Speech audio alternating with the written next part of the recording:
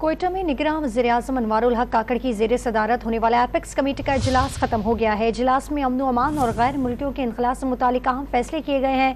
बात कर लेते हैं डॉन न्यूज़ के नुमाइंदे अब्दुल्ला ज़हरी से। अब्दुल्ला ज़हरी, बताइएगा एपेक्स कमेटी के इजलास में क्या फैसले सामने आए हैं?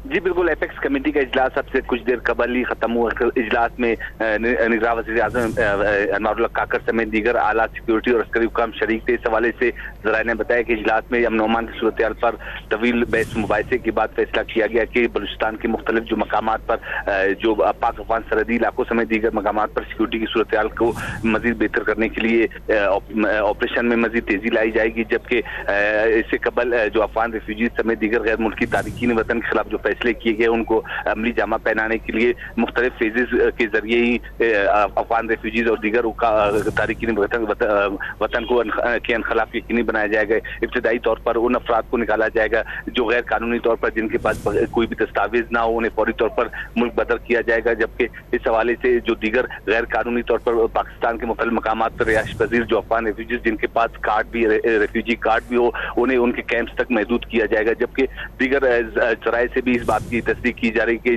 FIA समेत दीगर हुकाम से जो गैर कानूनी तौर पर जिन्होंने पाकिस्तानी दस्तावेजात बना रखे उनकी जांच पड़ताल का भी आगाज किया जाएगा। जी बहुत शुक्रिया आपका अब्दुल्ला ज़हरी।